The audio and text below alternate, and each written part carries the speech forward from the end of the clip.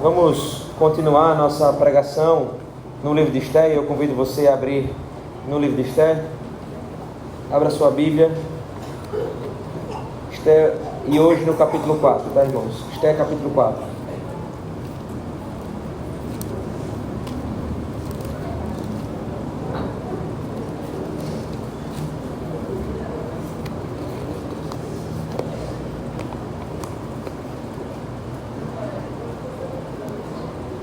Esther capítulo 4, acharam?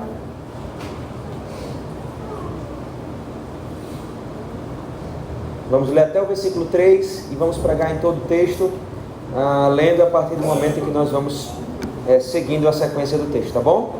Esther capítulo 4, do versículo 1 ao versículo 3, diz assim, acompanhe comigo na sua Bíblia, ou aqui no Data Show.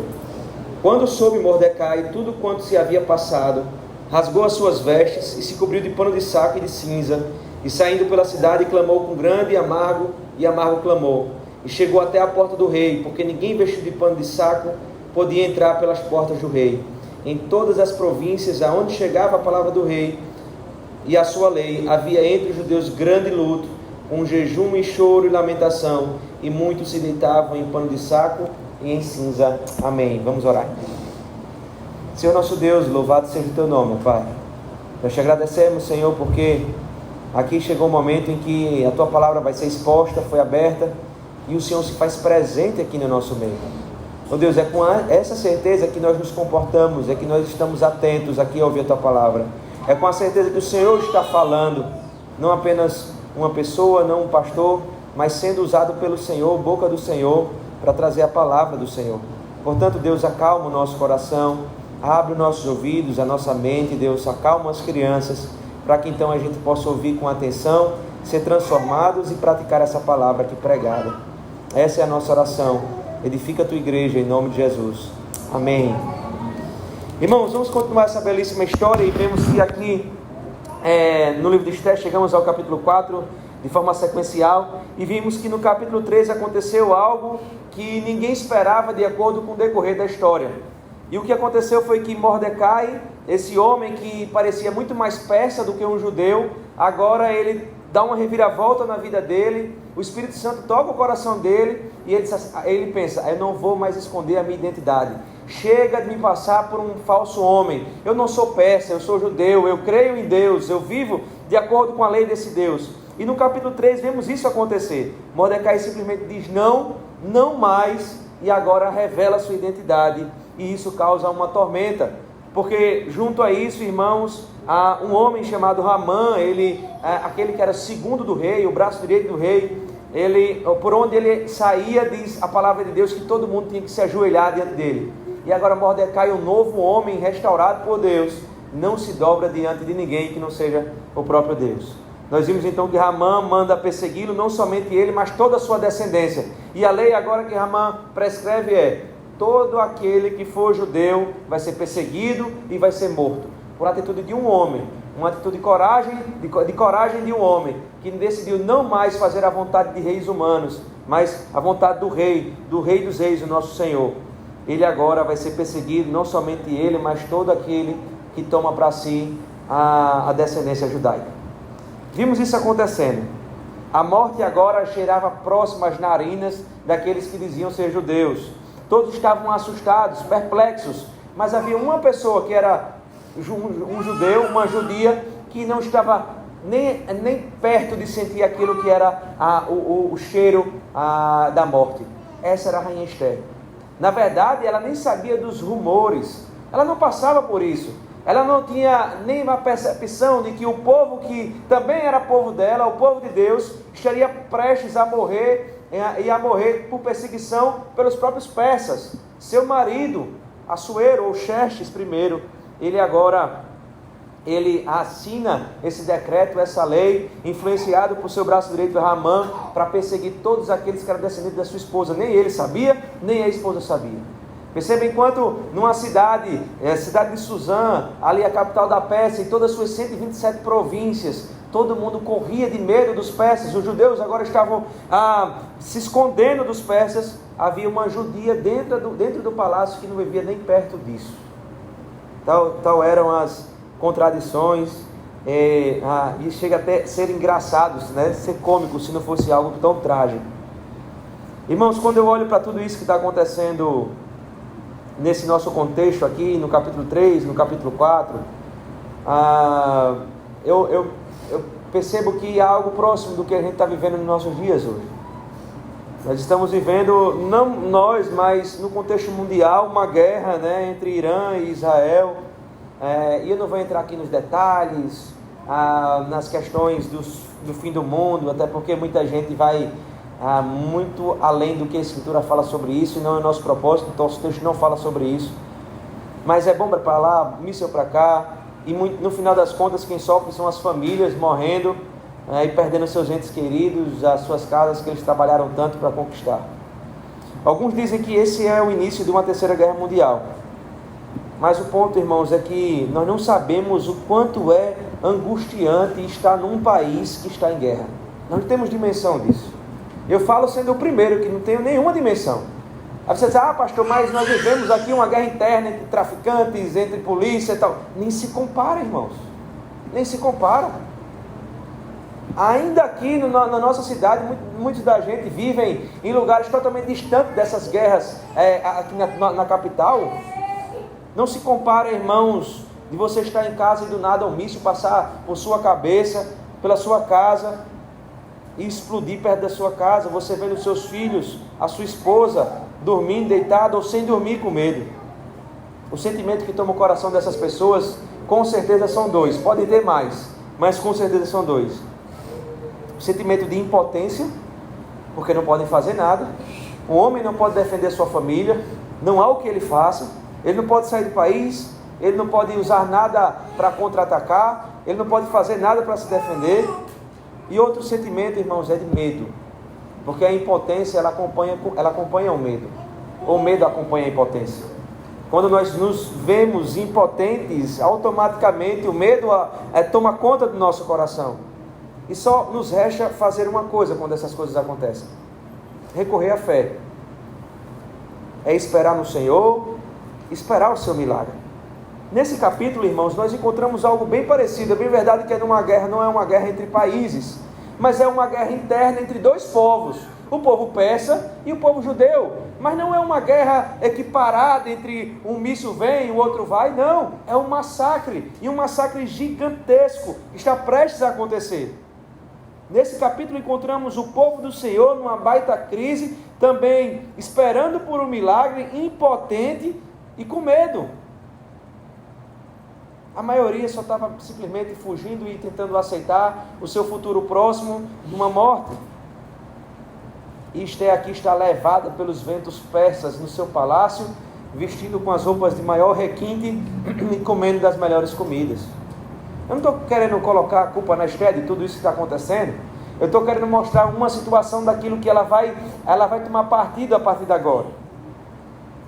O único que aparentemente no início do capítulo 4 começa a agir, irmãos, é Mordecai, seu primo, mas também seu pai, porque tomou desde criança para tomar conta dela e a criar. Esse agora, desde o capítulo 3, começa a mudar de atitude e agora demonstra realmente quem ele é de fato. Imagine você receber uma notícia de morte. Imagine você você está aqui trabalhando nos seus afazeres e de repente você sente uma dor estranha que você nunca tinha sentido antes. Você conversa com a sua esposa e diz, não, vamos no médico ver o que é isso. E quando você chega no médico, o médico diz, vamos fazer exame. Faz o exame sai o resultado. E quando o médico pega o resultado, ele te olha com a cara de tristeza, sem muita esperança e diz, você tem entre 3 a 6 meses de vida. Terrível isso, irmãos. Talvez você pense, eu nunca passei por isso, mas isso é mais comum do que a gente imagina. Foi isso que os hebreus receberam de notícia quando estavam na Pérsia. Vocês têm alguns dias de vida, vocês têm algum tempo de vida, não por uma doença, não por nada que fosse interior dele, uma doença, algo parecido, mas algo que era exterior. Os persas estavam prontos e valia dinheiro. Se matar vale dinheiro, porque ia encher os cofres do rei. O povo agora liga o relógio numa contagem regressiva da sua vida. porque a qualquer momento as suas casas poderiam ser invadidas pelos aqueles que deveriam proteger as casas, pelos soldados persas, e eles não tinham nenhum tipo de defesa. Até porque quando eles decidiram ficar nas gerações passadas, eles ficaram por livre e espontânea vontade ali na Pérsia. Até que Esther fica sabendo dessa situação. E a Esther fica preocupada com toda essa história. Veja lá, o versículo 5, por exemplo. Então Esther chamou a Hatá, um dos eunucos do rei, que esse lhe dera para servir, e lhe ordenou que fosse a Mordecai para saber o que era aquilo, o seu motivo. Perceba que começou a haver um burburinho naquela cidade, na cidade de Suzã, a cidade que mais tinha população, a cidade da Pérsia também tinha muito judeu. E começou a haver um burburinho, porque os judeus estavam agora sendo ameaçados de morte e perseguidos. Certamente Esther ficou sabendo por algumas das suas criadas ali, que os judeus estavam sendo perseguidos, e ninguém sabia que Esther era judia. Então ela manda um homem agora conversar com Mordecai, seu pai, para procurar saber o que de fato estava acontecendo. E aí, irmãos, seguindo o texto a partir do versículo 6, veja lá. Saiu, pois, a Hatá à praça da cidade para se encontrar com Mordecai à porta do rei. Mordecai lhe fez saber tudo quanto lhe tinha sucedido, como também a quantia certa de prata que Ramã prometera para pagar os tesouros do rei pelo aniquilamento dos judeus. Também lhe deu o translado do decreto escrito que se publicara em Suzã para o destruir, para que o mostrasse a Esther e a fizesse saber, a fim de que fosse ter com o rei e lhe pedisse misericórdia, e na sua presença lhe suplicasse pelo povo dela. Então Mordecai, irmãos, não só ora, não só rasga suas vestes e coloca veste de pano de saco, uma simbologia da tristeza e daquilo que eles estavam passando naquela crise, mas ele também se comunica, né, com a sua filha, agora a rainha Esther, e começa a trazer novas direções para ela. Irmãos, nós vemos claramente que Deus soberanamente governa e dirige todas as coisas. Todas as coisas. Se eu perguntar a você, você crê que Deus governa todas as coisas, das pequenas até as maiores? Certamente a resposta de vocês vai ser um sonoro sim. Ninguém duvida disso. Todo mundo concorda com isso. Não porque param para pensar nisso ou no que essa afirmação significa, mas porque ninguém quer ir contra o poder de Deus e a sua soberania. Ninguém se atreve a dizer que não, a não ser aqueles que não creem. Mas na prática, irmãos, muitas vezes a gente afirma com as palavras que nós confiamos e sabemos que Deus é soberano e governa todas as coisas e dirige todas as coisas, desde as pequenas até as maiores, mas a gente não confia muitas vezes nisso. A gente fala, mas não confia. A segunda coisa é que Deus soberanamente governar e dirigir todas as coisas não nos isenta de colocarmos em prática as nossas responsabilidades. As nossas responsabilidades não podem ser negadas, apeladas para a soberania de Deus. Nunca. Deus nunca nos isentou das nossas responsabilidades. Isso fica claro, irmãos, o inferno. Se Deus deseja que todos os homens sejam salvos, como Ele mesmo afirma na sua palavra, e muitos vão para o inferno, não é porque Deus Ele mente, mas é porque nós somos responsáveis pelas nossas ações, pelas nossas decisões. E quando chegar no dia do julgamento final, nós seremos julgados pelas nossas ações e decisões. Mordecai, irmãos, assim como Esther, são responsáveis pelos que lhe cabem, pelas coisas que eles fazem, falam e as decisões dele. Eu falo isso, irmãos, porque muitas vezes nós deixamos de fazer o que é necessário, por acharmos que somos pequenos demais para fazer a diferença. Nós deixamos de fazer aquilo que deve ser feito, porque vai dizer assim, e com a justificativa pecaminosa: Deus é soberano, Deus governa todas as coisas, então não cabe a mim fazer nada, Deus vai dar o seu jeito. Nós falamos isso ou porque nós somos pequenos demais, ou pela segunda opção, que talvez seja a que mais caiba no nosso coração, por covardia em colocarmos a nossa culpa nas costas de Deus. Irmãos, nós não devemos ser covardes, nunca. Nós devemos fazer tudo aquilo que está em nossas mãos, sempre, irmãos. Nós somos chamados a isso. A nossa responsabilidade é real, Não seja um covarde, não seja um homem, uma mulher que esteja prestes a fazer aquilo que você deve fazer e você se omite, você vira as costas, você decide não fazer, simplesmente porque você quer colocar nas costas de Deus uma responsabilidade que não é dele, mas é sua. Não devemos ser covardes. Eu falo isso olhando para essa história aqui, no capítulo 4. Mordecai, ele faz de tudo que está ao seu dispor, às suas mãos. Ele recebe a visita de um homem mandado pela sua filha, e ele fala todos os detalhes do que está acontecendo. Nós estamos sendo perseguidos, nós vamos morrer, todo o seu povo, Esther, vai morrer, vai ser perseguido. O que é que você tem que fazer, Esther? Você precisa agir, você precisa se encontrar com o rei, você precisa falar com o rei, e você precisa pedir misericórdia pelo seu povo. Esther também age de acordo com as suas mãos. Ela manda um homem buscar saber informações. Mas quando a gente olha para a história, nós vemos uma Esther isolada do povo, uma judia que até então não sabia do que estava se passando com o seu povo. Mordecai age, conversa com aquele homem, fala de tudo, os detalhes para aquele homem. Até a quantia de prata, Mordecai diz àquele homem que se envolvia na transação de perseguição aos judeus. E o pedido de Mordecai agora não é mais: esconda sua identidade, minha filha, não. Não diga que você é judia, minha filha, não. Agora muda o pedido. Ela vai dizer assim: revele quem você é e peça misericórdia pelo seu povo. Aí você pode dizer: agora Mordecai pedindo para que a sua filha mude de posição, porque antes era não se revele, não revele quem você é. Agora é revele quem você é, porque ele quer defender a si mesmo, ele quer defender o seu povo. Não, irmãos, Mordecai, ele faz isso muito antes de ter sobre si, sobre o seu povo, essa perseguição. Mordecai, ele assume a sua identidade sem saber as consequências. Então esse homem se transforma num pombo-correio, levando mensagem entre Mordecai e Esther, Esther e Mordecai. A rainha, por sua vez, explica que não é tão fácil colocar os planos de Mordecai em ação. Veja lá, versículo 8.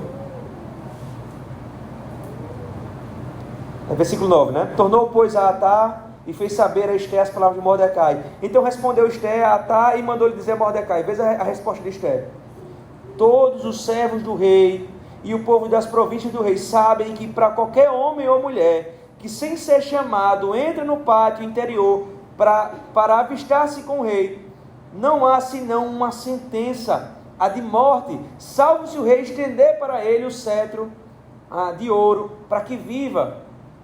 E eu, nestes 30 dias, não fui chamada para entrar ao rei. Fizeram saber a Mordecai as palavras de Esther. O que é que Esther está dizendo aqui, irmãos? Esther está dizendo assim, ó: meu pai, Mordecai, não é tão simples como o senhor acha que é. Para entrar na presença do rei, você precisa ser convidado ou convidada. Nem eu, rainha, diz Esther, tenho essa permissão de me achegar ao rei a hora que eu quero. E aí, irmãos, a rainha Esther, ela traz mais um complemento na informação. Ela vai dizer assim, ó: tem 30 dias que eu nem vejo o rei. 30 dias. Sabe o que a Esther quer dizer com essa informação? Ela está dizendo assim, ó: eu não estou tendo a aproximação que o senhor acha que eu teria. Eu não tenho esse relacionamento todo com o rei Assuero.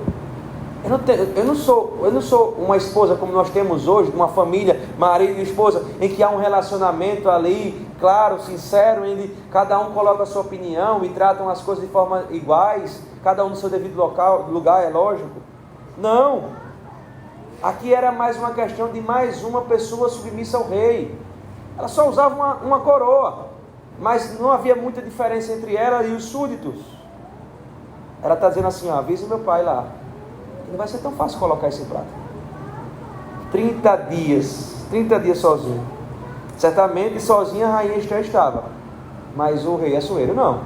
O rei Assuero tinha o seu harém, com diversas mulheres, e mesmo sendo a Esther tão bela e tão bonita, a mais bonita do reino, ela não tinha sido escolhida para dormir com ele nos últimos 30 dias. Diminuindo assim essa chance de chegar e ser convidada para falar com o rei. Perceba, irmãos, que é que Esther está dizendo aqui em outras palavras? A chance que eu tenho de de ir lá na sala do rei, no palácio ali principal e falar com o rei e não ser morta é muito pouca. Certamente o rei não vai colocar sobre mim o cetro. Certamente o rei não vai poupar. Irmãos, por que eu estou falando essas coisas e trazendo essas informações? Porque para Mordecai e Esther talvez não haja outra saída. Lutar era impossível, fazer uma rebelião muito menos, fugir para onde? Era impossível para eles, o rei, para Esther, deixar a própria Esther chegar à sua presença. E não somente isso, além de ter essa impossibilidade, talvez impossibilidade dela chegar à sua presença, ainda tinha o pedido que ela iria fazer, pedindo por um povo que não estava sendo bem aceito naquele momento.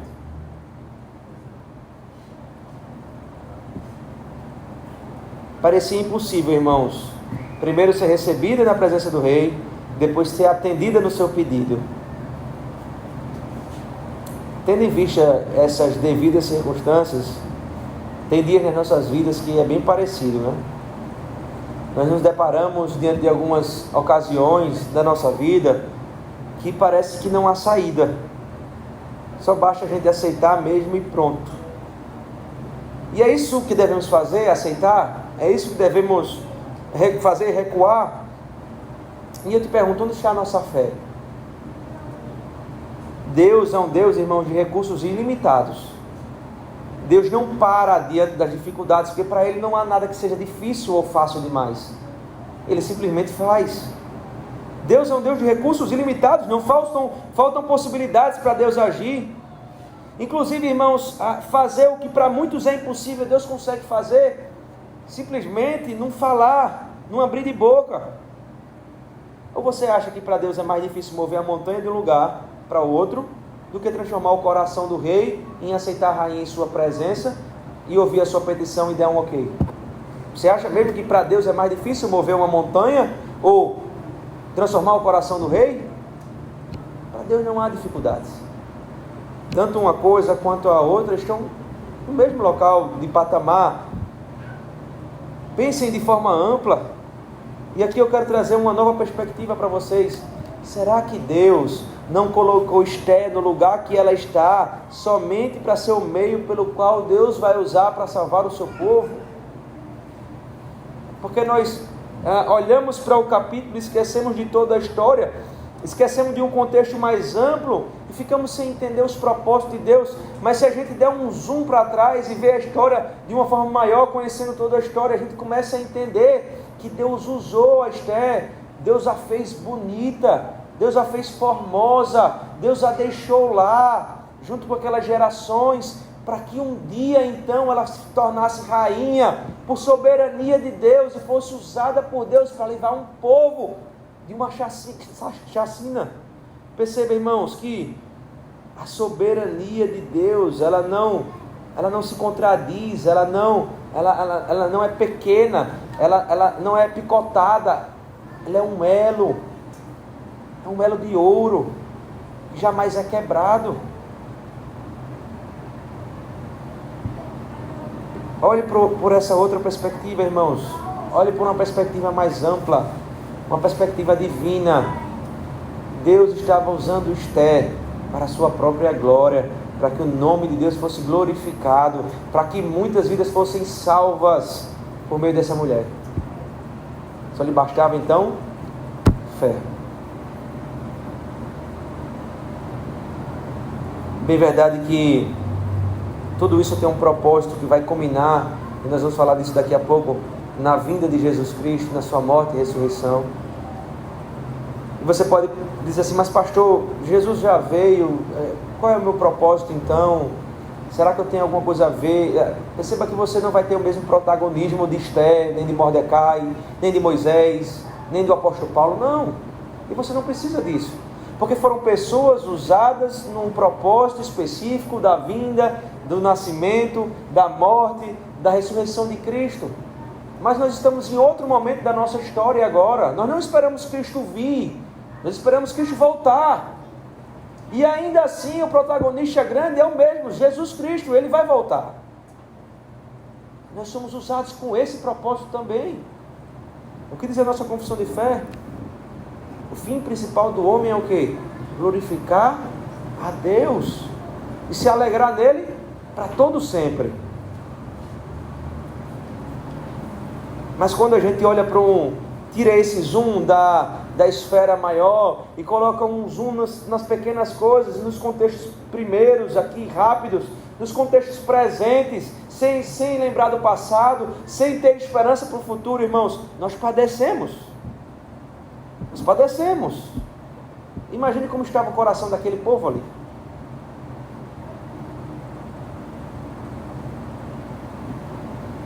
Só que para tudo isso acontecer, Esther precisava revelar a sua verdadeira identidade. Esther é essa mulher que nasceu como uma persa, viveu como uma persa, falava como uma persa, também vivia como uma, tinha a mesma cultura, mas ainda tinha princípios judaicos da sua família e dos seus pais. A primeira coisa que a Esther devia fazer, ou poderia acontecer com ela, melhor dizendo, se ela fosse ao rei, ela poderia morrer. Mas se ela não fosse, todo o povo judeu morreria na Pérsia. Então veja que há uma questão agora gigantesca na mente de Esther. A dúvida é, eu posso ir, mas se eu for, tem a possibilidade que eu morra, mas se eu não for, todo o povo judeu vai morrer. E agora, o que eu faço? Ela poderia ser egoísta e dizer, não, estou no palácio, estou bem, não tenho nada a ver, eu sou uma persa praticamente, vivo aqui, nasci aqui praticamente, meu pai me criou como tal. Eu posso dizer, não, há um povo, que é um povo de Deus, e Deus vai me usar, mesmo que eu morra, para salvar esse povo. Assim como Mordecai no capítulo passado, irmãos, disse, não mais servirei a esse povo, não mais servirei a esse reino, não mais servirei a esse rei. Esther começa também a usar o mesmo termo, não mais. Talvez Deus faça isso com você também, lhe colocando em caminhos duríssimos, até que você não consiga mais camuflar a sua fé, até que você seja condicionado agora a dizer não mais. Ter fé, irmãos, não é ter tudo sob o controle. Essa falsa sensação de paz, que é ter tudo sob o nosso controle, domina o nosso seio, o nosso coração, de tal forma que o conforto vem junto com a segurança, porque achamos que temos tudo sob controle. Ter fé, irmãos, é existir várias variáveis ao nosso redor, não ter controle sobre nenhuma, mas ainda assim agir coerente com os princípios bíblicos, tendo a certeza que Deus está no controle. Agir nunca foi uma tarefa fácil, eu digo que não. Não é uma tarefa fácil. É muito mais fácil não agir. É muito mais fácil se omitir, causa muito menos problema. Você empurra com a barriga as coisas, está tudo certo, está tudo resolvido, vamos deixar mais para frente. Mas tem horas, irmãos, que fica impossível não agir. Se não a ocasião nos engole, e é isso que estava acontecendo com Esther. Ou eu coloco ali a minha vida numa aposta de poder morrer ou não, ou o povo de Deus vai morrer. Então ela decide agir. E veja lá o que acontece a partir do versículo 15. Então disse Esther que respondesse a Mordecai: vai, ajunta todos os judeus que se acharem em Suzã, e jejuai por mim, e não comais, nem bebais por 3 dias, nem de noite, nem de dia, e eu e as minhas servas também jejuaremos. Depois irei ter com o rei, ainda que é contra a lei. Se perecer, pereci. Então se foi Mordecai, e tudo fez segundo Esther lhe havia ordenado. E aí, irmãos, agir ou não agir? Cristo muitas vezes sofre, Cristo sofreu com o processo da ação, e muitas vezes o cristão é chamado também para sofrer com o processo da decisão de qual curso nós devemos seguir da nossa vida, porque uma má decisão ou uma decisão errada acarretará em muitas consequências ruins para as nossas vidas, irmãos. Talvez os mais experientes, aqui o que tem mais idade, certamente já tomou várias decisões ruins. E os mais novos ainda tomarão várias decisões ruins. E se você perguntar aos mais experientes, eles vão dizer, nós sofremos as consequências difíceis de tomar uma decisão ruim. E só em pensar, irmãos, nas consequências ruins sobre uma decisão ruim, nos incomoda a tal ponto que nós não preferimos agir quando deveríamos ter agido. Mas um dia, como eu disse, essas coisas nos engolem. Nós devemos agir e precisamos tomar uma decisão. Então o que fazemos? Sabe o que a gente faz, irmãos? Nós procuramos logo nos assegurar de que se agirmos, e se agirmos mal, teremos a quem culpar. Você faz isso no seu subconsciente, mesmo sem querer. Isso está dentro de você, é o pecado do seu coração e do meu coração. Quando nós estamos prestes a tomar uma decisão, nós já pensamos, se eu tomar essa decisão, eu posso culpar fulano porque foi ele que me ajudou nisso. Se eu tomar essa decisão, eu culpo cicrano porque ele me deu essa instrução. Nós já temos isso planejado na nossa mente. Nós não estamos preocupados em acertar, nós estamos preocupados em quem culpar se der errado. Porque as consequências são muito ruins para a gente não dividir a culpa. E quando os problemas vêm das más escolhas, as justificativas vêm junto com isso. Eu só fiz isso porque você me disse aquilo. Eu escolhi isso porque você me disse que faria aquilo. Esther decidiu aqui, irmãos, não pensando naquele que ela ia culpar. Ela decidiu agir. Sabe por quê? Porque se fosse uma má decisão, ela não tinha quem culpar, ela estaria morta. Morta. Sabe o que ela faz? Ela pede ao seu pai, junto com o povo de Deus, assim, orem, jejuem, peça a Deus que eu vou. Irmãos, esse pedido de Esther foi o pedido, um dos pedidos da Bíblia, que mais trouxe de volta os desviados da igreja. Acredita? Ela diz assim, ou vocês oram, ou vocês jejuam por mim, para que dê certo o nosso plano, ou morre eu e morre vocês. Não ore não. Não jejue não. O povo voltou a ter fé, rapidinho. Ninguém quer saber mais de nada. Trabalhe, se parecer com peça, não, tome pano de saco. Tire essas roupas aqui elegantes. Parou de comer as comidas da peça, não somente as comidas da peça, estava em jejum, não come nada, não bebe nada, é só pano de saco, joelho e oração. Façam isso, porque se der errado, ela não morre sozinha, não, morre todo mundo. Irmã Esther foi usada por Deus, irmãos, Esther foi usada por Deus para trazer de volta um povo aos pés do Senhor. Sabe o que acontece quando uma nação está muito distante do Senhor? Sabe o que acontece? É exatamente isso. Caos, destruição, e Deus usando as circunstâncias e as consequências das decisões ruins desses homens para eles colocarem de joelhos diante do Senhor, que pode fazer o impossível. Esther decidiu, eu vou agir. E eu não estou nem aí quem eu vou culpar, porque se der errado eu estou morta. Só funciona se der certo. A má decisão de Esther pagaria-se com a vida dela. Ela pede ajuda, oração, jejum e vai. Ela não fica esperando um sinal do céu, Senhor, vou ou não vou, manda uma estrela, passa aí um cometa para saber se o Senhor está respondendo. Espera aí, o que é que vai acontecer? Manda um jumento falar comigo, manda alguma coisa, envia um profeta. Não, Esther não espera, porque Esther sabe o que é certo, é um princípio bíblico para a vida dela, é um princípio judaico-cristão para a vida dela. Ela tem que fazer a vontade de Deus, ela tem que cuidar do povo de Deus. Ela vai, ela pede oração e vai. A gente se acovarda, em tomar as decisões corretas, porque a gente fica esperando, Senhor, manda um sinal. Senhor, eu vou abrir a Bíblia e vou colocar o dedo, o que cair foi o que o Senhor me mandou. Covardia humana, isso aí, irmãos. Você sabe o que é certo diante de Deus. Você não faz porque você tem medo. Você quer culpar alguém. É arriscado, é perigoso. ela pondera a questão, ela faz plano junto com seu pai e simplesmente ela diz, vou fazer a vontade de Deus, mesmo que isso acabe com a minha vida. Tem um teólogo chamado Kevin DeYoung, que ele afirma assim sobre Esther: ela foi mais corajosa do que a maioria dos homens que eu conheço. Ela não ficou tentando discernir a vontade de Deus.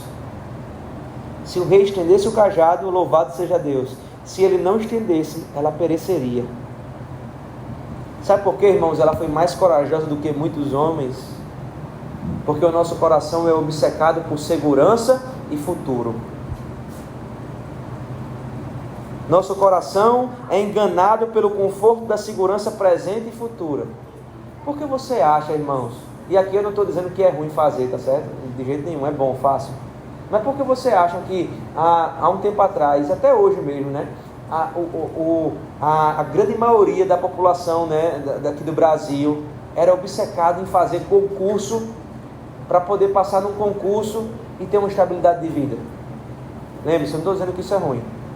Mas é por quê, irmãos? Porque traz uma sensação de quê? De segurança e de estabilidade do futuro. Todo mundo estuda. Na minha época de... Hoje eu não vejo tanto, não é tão comum para mim hoje. Mas na época que eu fazia final de colégio ali, começando para a faculdade, era muito comum pessoas passarem 12, 13 horas estudando para concurso, fazerem cursinhos, não sei quantas vezes, para concurso, né? E não passava uma vez, fazia outra, passava outra. Por quê? Porque ele queria o quê? Segurança e estabilidade. São coisas ruins? Não. Estou dizendo que é ruim. Você faz isso, continue. Estude mesmo, se empenhe. Mas saiba que a sua segurança e a esperança do seu futuro não está nisso. Fale isso para os concursados em Israel, se lá existir. Fale isso para os concursados em Irã, se lá existir, irmãos. Fale isso. Se a segurança está no concurso, se a segurança está no salário que você vai receber, se a segurança está na poupança, no seu dinheiro. Fale isso para as pessoas que não têm mais isso, que estão perdendo. Porque a guerra está muito longe da gente, mas o mundo é minúsculo diante do universo, irmãos. Deus age em todo o universo. Estela não ficou esperando discernir a vontade de Deus. Estela estava certa que o conforto, a segurança presente e futura dela estava no Senhor. Mas quando nós perdemos isso de vista, isso rouba a nossa fé. A nossa dependência e o nosso temor deve ser somente a Deus. Nós somos abalados constantemente pelas coisas que nos são furtadas, né? Pelas pessoas que nos são furtadas. Do nada você está aqui conversando com uma pessoa, no outro dia você recebe uma notícia no celular que a pessoa foi atravessar a rua e morreu. Mas como é isso? Eu falei com essa pessoa ontem. A pessoa morreu. Onde é que está a segurança dessa pessoa? Qual é o futuro dessa pessoa? Só a Deus pertence, é verdade. Mas aqueles que creem, irmãos, a segurança ultrapassa essas coisas terrenas. É a forma didática que Deus usa para confiarmos nele e dependermos exclusivamente dele. Estela não se entrega à apatia da situação. Sabe quantas pessoas têm notícias ruins, assim como essa do povo de Deus ali na Pérsia, em que você fica apático? Já entrou na casa de alguém que a pessoa teve uma doença, e também isso faz parte, né, da notícia ruim. Você fica apático com aquilo, você não quer conversar muito, você não quer sorrir, você não quer sair. Esther não se entrega a isso, aguardando o extermínio do seu povo, que foi arquitetado pelos seus inimigos. A estratégia de Esther foi: clamem a Deus, se voltem a Deus, peçam perdão dos seus pecados, intercedam por mim, façam jejum por mim. Eu estou prestes a fazer algo que eu posso pagar com a minha vida, mas eu faço para que muitos de vocês não pereçam. Irmãos, eu chego perto do fim aqui. Não temos como olhar para esse capítulo 3, 4 e 5, não temos como olhar para esses 3 capítulos e não nos lembrarmos do nosso Senhor e Salvador Jesus Cristo. Eu não sei se você pegou isso comigo. Mas o Senhor Jesus Cristo também se viu diante de várias tomadas de decisões difíceis. E sempre as tomou com muita sabedoria. Quem não se lembra quando Jesus orou ao Pai, dizendo assim: Pai, se possível, passa de mim este cálice. Aí ele termina essa frase assim: mas não seja feita a minha vontade, e sim a tua. Perceba que Jesus não estava com medo da morte aqui, porque ele sabia que ele tinha nascido para morrer. Assim como outros homens também que nascem, mas têm prazo de validade, iriam morrer. Jesus tinha certeza que ele veio fazer a vontade do Pai. E a vontade do Pai é que ele então encarnasse, nascesse ali, vivesse por um tempo e morresse. Jesus tinha plena noção, consciência disso. Jesus não tem medo da morte. Não tem medo da morte. Jesus aqui ele está temendo o cálice do juízo de Deus. Ele está respeitando esse cálice do juízo, irmãos.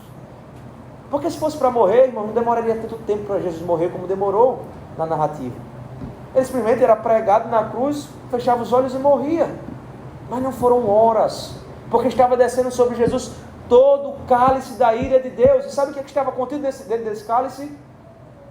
O líquido do nosso pecado, do meu, do seu, dos antepassados e também daqueles que virão ainda, todos foram derramados sobre o Senhor Jesus. É isso que Jesus está dizendo aqui nesse versículo. Senhor, se possível, afaste de mim esse cálice, mas não seja feita a sua vontade, a minha vontade, mas a tua. Ou seja, a vontade do Pai foi que o Filho tomasse todo o cálice da ira, gota por gota, todo o pecado daqueles que creem. E parecido com Esther, irmãos, Jesus morreria para salvar todo o seu povo. Todo o seu povo. Não com dúvida se morreria ou não, mas com a certeza que ele morreria pelos seus. Esther tinha ainda a bonificação da dúvida, Ele pode me aceitar, o rei, na sua presença ou não, mas eu posso sair vivo ou morto. Jesus sabia, ele foi para isso. Esther foi ao palácio persa, irmãos, sem saber se viveria ou pereceria. Jesus foi ao palácio de Pôncio Pilatos, plenamente certo que iria acabar perecendo. Esse era o plano acordado entre o Pai, o Filho e o Espírito Santo antes da fundação do mundo. Ao olhar para o livro de Esther e não enxergar somente uma história de tramas políticas, drama, suspense, terror, enxergue uma história de redenção, enxergue uma história de salvação de um povo. Enxergue, apesar de não estar descrito o nome de Deus aqui em toda a história, enxergue Deus nessa história ativamente. Enxergue a graça do Senhor. Enxergue uma mulher que resplandece a luz de Cristo para todo um povo. Essa história, irmãos, como todas as outras da antiga aliança, apontam diretamente para a vinda, para o nascimento, a morte e a ressurreição do nosso Senhor Jesus Cristo. Mas se você quiser saber o que vai acontecer quando Esther chegar ao rei, eu te convido a vir no próximo domingo e continuar essa belíssima história para saber se o cetro foi positivo ou foi negativo. Que Deus nos abençoe, irmãos. Vamos orar? Ficar de pé?